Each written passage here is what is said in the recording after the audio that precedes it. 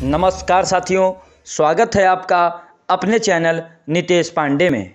नमस्कार साथियों, मैं रोमेश वर्मा आपके अपने YouTube चैनल नितेश पांडे में आप सभी भावी अध्यापक एवं अध्यापकों का एक बार फिर से स्वागत करता हूं।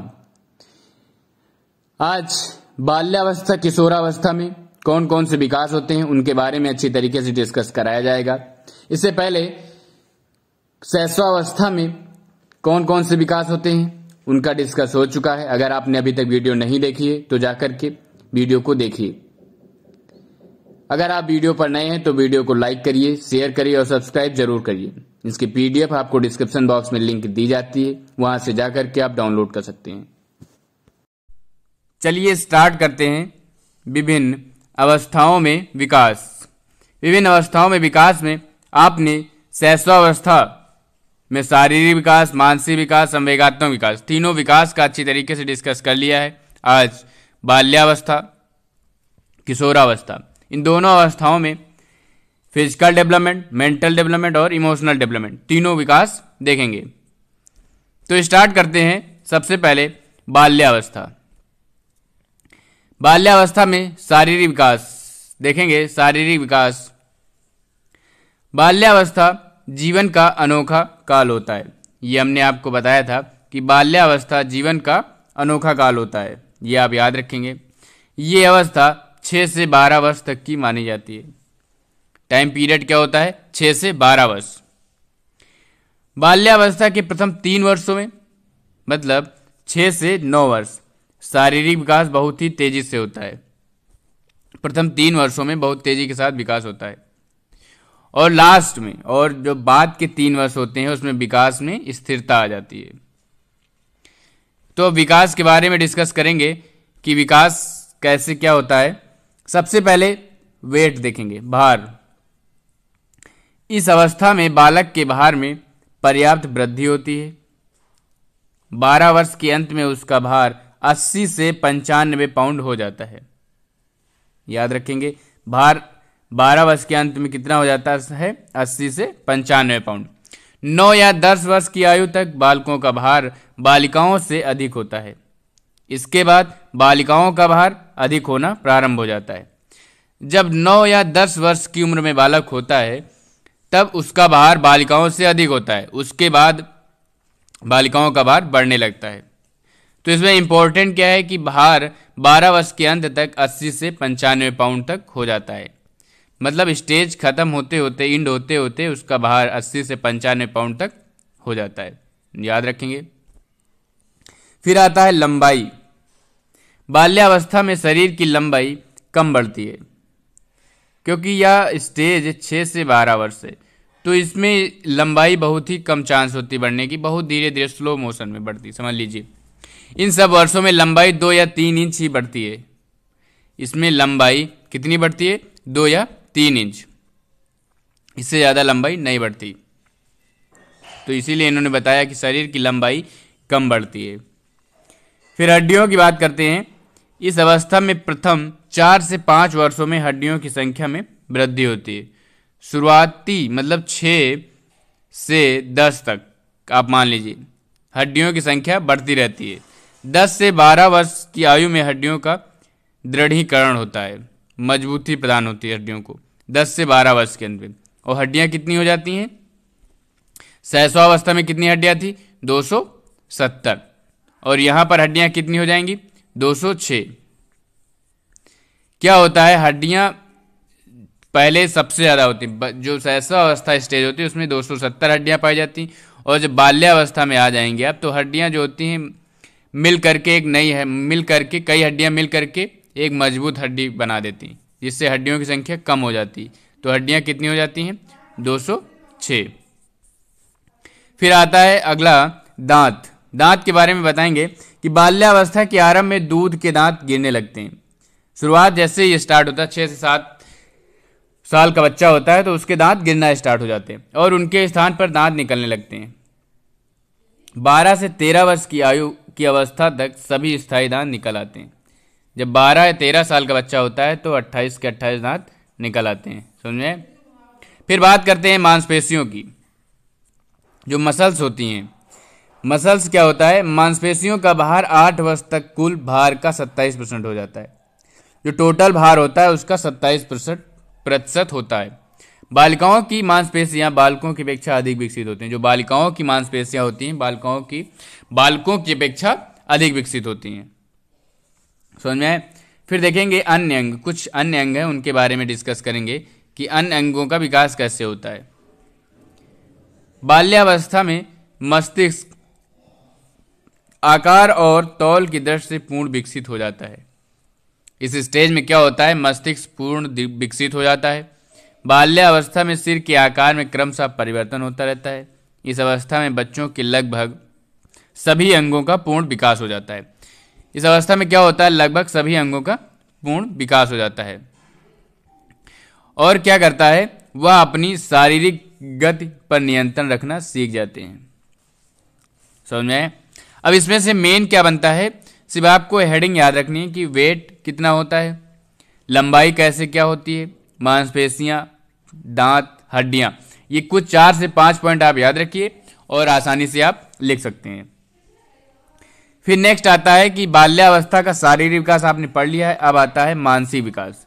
मानसिक विकास में देखेंगे कि बालक की शारीरिक आयु के साथ साथ मानसिक विकास भी होने लगता है। जब शारीरिक आयु होती है, शारीरिक आयु मतलब शारीरिक विकास होने के साथ साथ उसका मानसिक विकास भी स्टार्ट हो जाता है।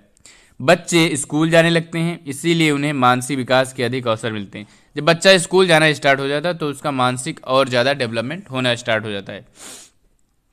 हमारे एक वैज्ञानिक थे क्रो एंड क्रो जी ने बताया कि जब बालक लगभग 6 वर्ष का हो जाता है तब उसकी मानसिक योग्यताओं का लगभग पूर्ण विकास हो जाता है।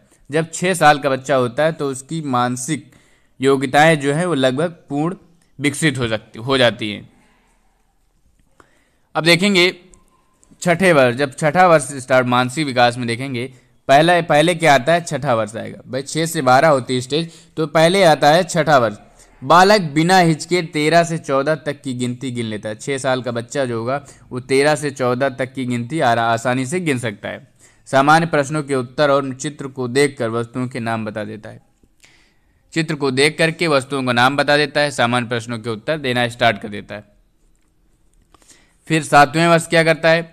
7वें वर्ष का बच्चा क्या होता है? जब 7 साल का बच्चा हो जाता है तब बालक में 2 वस्तुओं के बीच अंतर करने की शक्ति का विकास हो जाता है। कोई भी 2 वस्तु रख दीजिए, ये बता देगा कि ये कौन सी है, ये कौन सी। वो अंतर करना स्टार्ट कर देता है। वह लकड़ी और कोयले में, जहाज और मोटर कार में अंतर बता देता है। समझ में? वही चीज़ अभी हमने बताया कि 2 चीज़ें कोई रखिए, वो आसानी से बता दे कौन कौन सी चीज़ें हैं। फिर 8वें वर्ष क्या करता है? बालक क्या करना स्टार्ट कर देता है? बालक छोटी छोटी कहानियाँ और कविताओं को दोहराने की योग्यताएं प्राप्त कर लेता है। छोटी छोटी कहानियां हैं, कविताएं हैं, वह रटने लगता है, मतलब बताने लगता है। वह किसी भी पैराग्राफ के 5 से 6 प्रश्नों के उत्तर भी दे सकता है। कोई आसान पैराग्राफ आप दे दीजिए, वह आसानी से उसका आंसर दे देगा।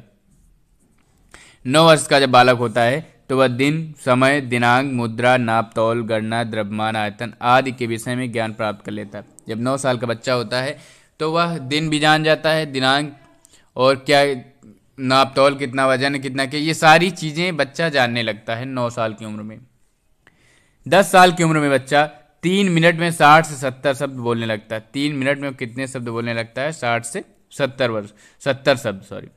वह दैनिक जीवन में जो नियम परंपराएं होती हैं, जैसे दैनिक जीवन में जो नियम परंपराएं होती हैं उनसे वह परिचित हो जाता है। वह जान जाता है उनको कि क्या करना है, क्या नहीं करना है, क्या रूल्स हैं, क्या रेगुलेशन है, ये सारी चीज़ें वह 10 साल की उम्र में जानने लगता है।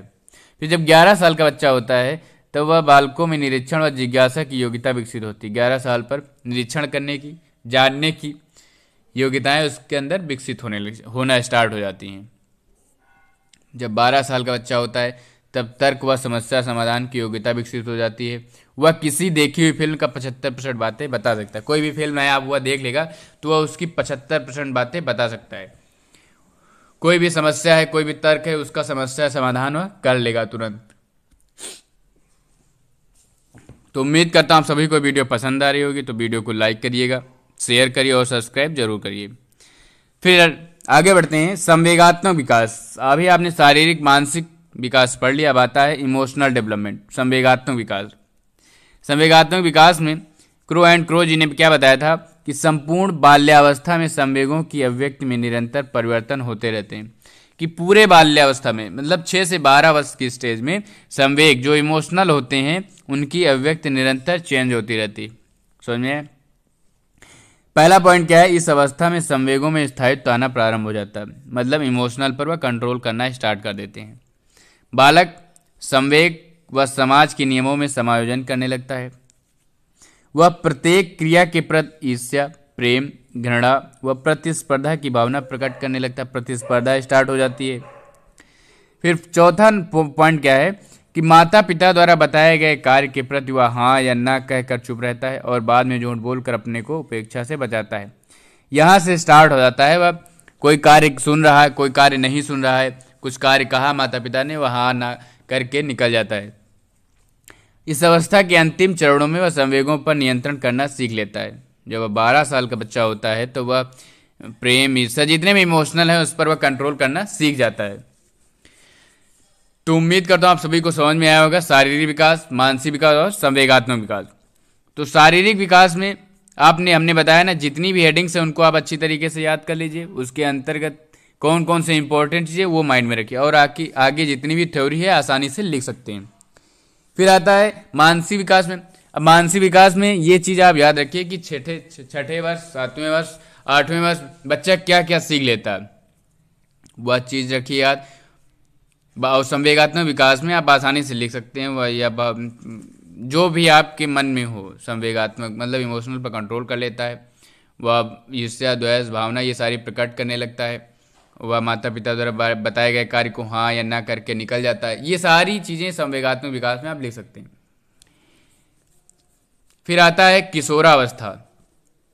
किशोरावस्था में देखेंगे किशोरों का शारीरिक विकास। जब किशोरावस्था बालक आ जाता है मतलब 12 से 18 साल, याद रखेंगे 12 से 18 वर्ष, इसके बीच में किशोरों में क्या क्या शारीरिक विकास होते हैं देखेंगे। किशोरावस्था जीवन का सबसे कठिन काल होता है। इससे पहले आपने क्या पढ़ा था कि अनोखा काल होता है। बाल्यावस्था क्या होता है, एक अनोखा काल होता है। किशोरावस्था जीवन का सबसे कठिन काल होता है। ये बहुत ही इंपॉर्टेंट है, ये जो चीज़ें बता रहे हैं हम कि किशोरावस्था में आप याद रखेंगे कठिन काल होता है, वह क्या होता है, अनोखा काल होता है। ये परिवर्तन की अवस्था कहलाती है। किशोरावस्था में बालक तथा बालिकाओं में का विकास तीव्र गति से होता है। बालकों में तीव्रतम वृद्धि का समय 14 वर्ष की आयु तक, जो बालक में वृद्धि स्टार्ट होती है 14 वर्ष की आयु तक स्टार्ट हो जाती है, बहुत तेजी के साथ होती है। और बालिकाओं में 11 से 18 वर्ष की आयु तक होती है। समझ में आया? अब इसका शारीरिक विकास देखेंगे। आकार एवं भार। इस अवस्था में लंबाई तेजी से बढ़ती है। अभी जस्ट ऊपर बताया हमने, बालक की लंबाई 18 वर्ष की आयु तक और बालिका की लंबाई 16 वर्ष की आयु तक बढ़ती है। इस अवस्था में बालकों का भार बालिकाओं से अधिक होता है। ज्यादातर पॉइंट्स क्या होंगे, बालिकाओं का भार कम होगा, बालकों का जो भार होगा वो बालिकाओं के भार से अधिक होगा, कह सकते हैं। ये चीज आप लिख सकते हैं आसानी से, हर चाहे शैशवावस्था हो या बाल्यावस्था हो या किशोरावस्था। फिर बात करते हैं सिर व मस्तिष्क की, हेड एंड ब्रेन की। इस अवस्था में सिर व मस्तिष्क का विकास जारी रहता है। 15 या 16 वर्ष की आयु में 15 या 16 वर्ष की आयु में सिर का लगभग पूर्ण विकास हो जाता है एवं मस्तिष्क का भार 1200 और 1400 ग्राम के बीच होता है। याद रखेंगे, मस्तिष्क का भार 1200 और 1400 ग्राम के बीच रहता है। अब यहां से बहुविकल्पी प्रश्न बन जाता है कि बाल्यावस्था मान लीजिए छोड़िए, किशोरावस्था में किशोरों का मस्तिष्क का भार कितना होता है। मान लीजिए उन्होंने दे दिया 1300, तो आपको टिक करना है सही, क्योंकि 1200 से 1300 के बीच होता है, 1200 से 1400 ग्राम के बीच होता है। तो आपको कंफ्यूज नहीं होना है, 1200 से 1400 के बीच में अगर दिया गया है तो आपको वही टिक करना है। फिर बात करते हैं हड्डियों की। हड्डियां कितनी होती हैं, 206। अभी हमने बताया बाल्यावस्था में भी हड्डियां 206 तक पहुंच जाती हैं। हड्डियों में पूर्ण मजबूती आ जाती है और कुछ छोटी हड्डियां एक दूसरे से जुड़ जाती हैं। हड्डियों की संख्या कितनी हो जाती है, 206 हो जाती। समझ में? फिर दांत की बात करते हैं। यहाँ दांतों की संख्या 28 हो जाती है, वहां पर भी दांतों की संख्या 28 आ जाती है। 12 साल तक बच्चे में 28 दांत आ जाते हैं। समझ में? बट यहाँ 4 दांत जो 4 अक्ल दाढ़ होता है, अक्ल दाढ़ जो अवशेषी अंग के रूप में माने जाते हैं, जो अक्ल दाढ़ होते हैं वे अभी आपको आगे पढ़ने को मिलेगा कि ये आपके अवशेषी अंग होते हैं। क्रम रूप, परशोषिका, अक्लदाढ़, पुच्छ, ये सब अवशेषी अंग के रूप में होते हैं। तो ये अक्लदाढ़ 4 अक्लदाढ़ आने को होते हैं, ये आना स्टार्ट हो जाते हैं। ये दांत किशोरावस्था के अंत में या प्रौढ़ावस्था के प्रारंभ में आते हैं। जो अक्लदाढ़ होते हैं ये किशोरावस्था के अंत में या 18 साल के बाद आते हैं या शुरुआत 20 या 22 की एज में आते हैं। समझ में है? फिर स्टार्ट करते हैं। अगला क्या है? विभिन्न ग्रंथियों का विकास। अब जब किशोर अवस्था में बालक पहुंच जाता है तो उसमें ग्रंथियों का विकास स्टार्ट हो जाता है। विभिन्न परिवर्तन का आधार, किशोरावस्था में जो परिवर्तन होते हैं, जो परिवर्तन देखने को आप सभी को मिलते हैं, वह अंतःस्रावी ग्रंथियां होती हैं। परिवर्तन का मेन आधार होता है अंतःस्रावी ग्रंथियां, जिनमें कई ग्रंथियां सम्मिलित होती है। Pituitary gland, thyroid gland, adrenal ग्रंथियां प्रमुख हैं। इन ग्रंथियों के स्राव से शारीरिक, मानसिक और भावात्मक विकास को प्रभावित करते हैं। ग्रंथियों के वजह से ही आपके शरीर में, आपके मानसिक और आपके भावनात्मक विकास में चेंज होता है। समझ में? इस अवस्था में बच्चे खेलकूद तथा वे अन्य क्रियाओं में अधिक सक्रिय हो जाते हैं। वे अपने कार्य और स्वयं कार्य करने लगते हैं। अपने कार्य जो होते हैं वो खुद करने लगते हैं और दूसरों पर निर्भर नहीं करते हैं। वो जो होता है अपना खुद कर लेते हैं, दूसरों का सहारा नहीं देखते हैं। समझ में? फिर आगे बढ़ते हैं। मानसिक विकास। किशोरावस्था में मानसिक विकास पर नजर डालेंगे। मानसिक विकास क्या होता है?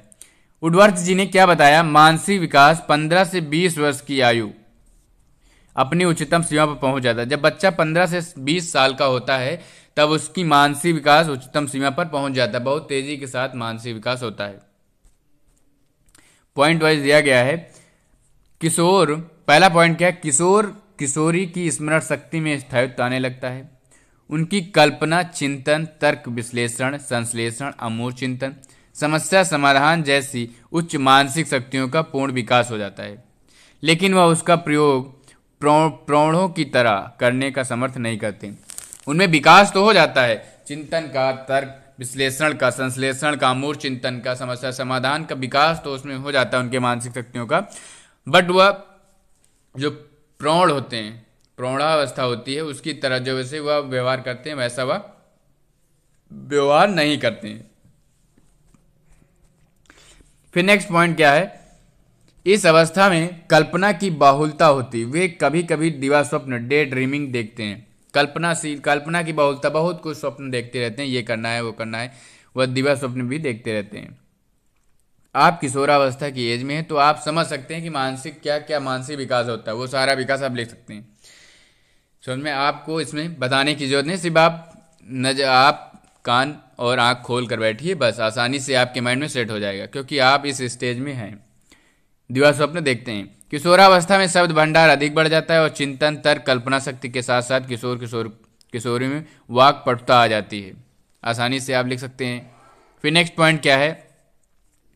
इस अवस्था में किशोर किशोरियों की रुचियों में तीव्र विकास होता है। आकर्षक व्यक्तित्व, वेशभूषा, पढ़ाई लिखाई, पौष्टिक भोजन, भावी रोजगार, कंप्यूटर, इंटरनेट, साहित्य व सांस्कृतिक कार्यक्रम के प्रति किशोर किशोरियों की विशेष रुचि होती है।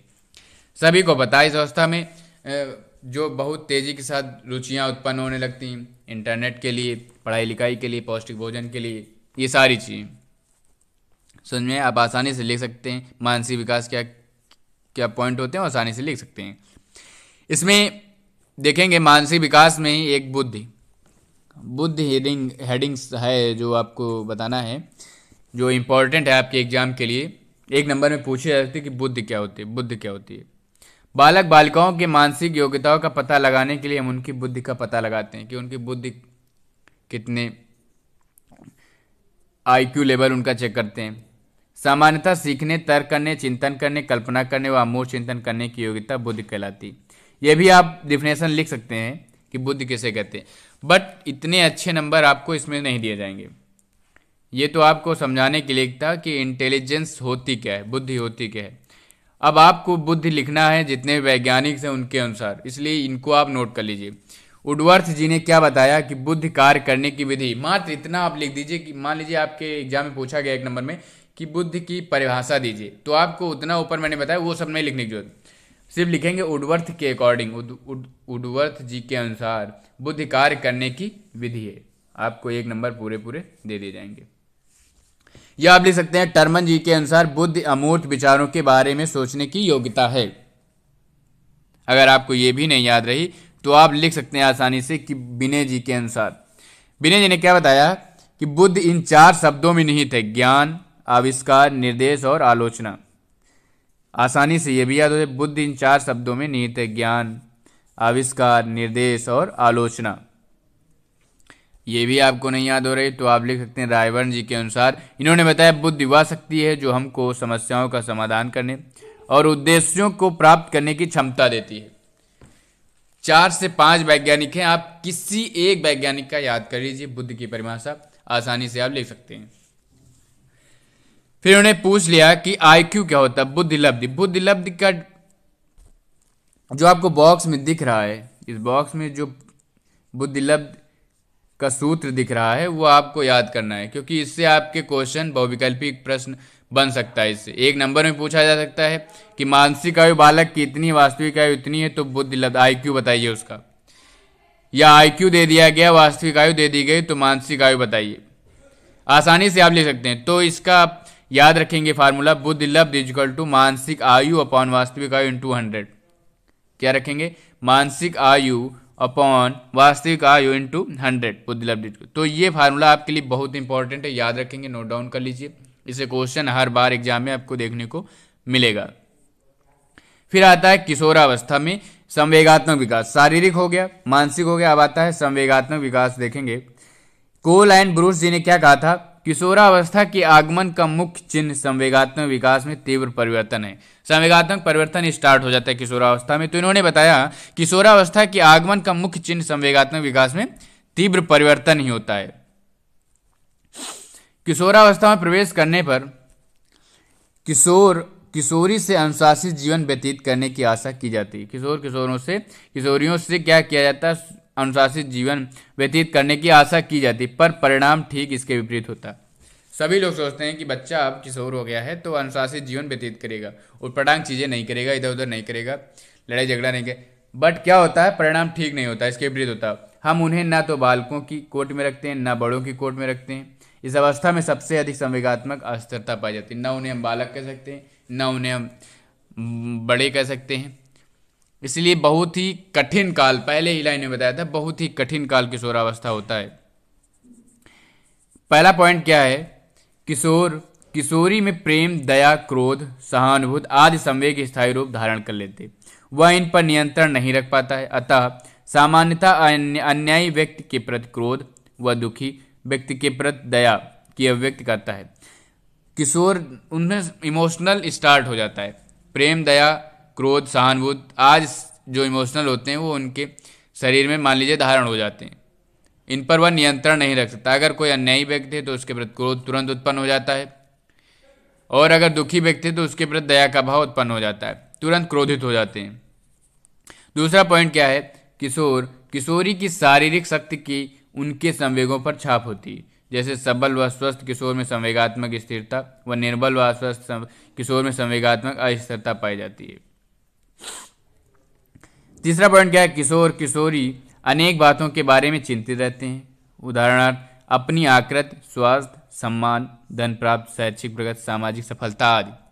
सभी किशोर अब चिंतित रहते हैं कि यार हमारा स्वास्थ्य नहीं अच्छा है, हमारा सम्मान नहीं हो रहा है, हमें धन चाहिए ये करने के लिए, हम कब नौकरी मिलेगी, कब जॉब मिलेगी, ये सारी चीज़ें उसके मन में चिंता का विषय होती है, चिंतित रहती हैं।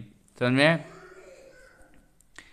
फिर अगला पॉइंट क्या है, चौथा पॉइंट क्या है, किशोरावस्था में क्या होता है, असाधारण रूप से शारीरिक व मानसिक परिवर्तन होते हैं। किशोर और किशोरी दोनों में काम प्रवृत्ति इतनी तीव्र होती है जो कि उनके संवेगात्मक व्यवहार पर बहुत अधिक प्रभाव डालती है। बहुत तेजी के साथ काम प्रवृत्ति बढ़ती है और जो उनके इमोशनल बिहेवियर पर बहुत ज़्यादा प्रभाव डालती है, बहुत ज़्यादा इफेक्ट डालती है। हमारे एक वैज्ञानिक थे एलिस क्रो जी ने क्या बताया, किशोर अनेक बातों को लेकर चिंतित रहता है। इन्होंने बताया, ये याद रखेंगे, ये डिफिनेशन कई बार बहुविकल्पी क्वेश्चन में पूछी गई है कि अनेक बातों को लेकर चिंतित रहता है। किसने कहा था? एलिस क्रो जी ने कहा था। किशोर जो होते हैं अनेक बातों को लेकर चिंतित रहते हैं। आप भी किशोरावस्था में है तो आप कई बातों को लेकर चिंतित रहते हैं। तो किशोरावस्था ऐसी अवस्था होती है कि आप आसानी से शारीरिक विकास, मानसिक विकास, संवेगात्मक विकास लिख सकते हैं। कोई भी प्रॉब्लम नहीं होगी। आप अपने को किशोर है ही हैं, अब अपने को मानकर चलिए कि हमारे में क्या क्या मानसिक विकास हो रहा है, क्या क्या शारीरिक विकास हो रहा है, क्या संवेगात्मक विकास होता है, आप आसानी से लिख सकते हैं। उम्मीद करता हूँ आप सभी को वीडियो पसंद आई होगी। तो वीडियो को लाइक करिए, शेयर करिए और अपने जितने भी सहपाठी हैं उनको सब्सक्राइब करवाइए और शेयर करते रहिए। इसकी PDF आपको डिस्क्रिप्शन बॉक्स में लिंक दी जाती है, वहाँ से जाकर के डाउनलोड कर सकते हैं। कहीं भी कोई प्रॉब्लम, कोई त्रुटि अगर नज़र आ रही है तो कमेंट बॉक्स में आप कमेंट करिए, तुरंत आपका समस्या जो होगा उसका समाधान किया जाएगा। मिलते हैं अगली वीडियो में, तब तक के लिए धन्यवाद।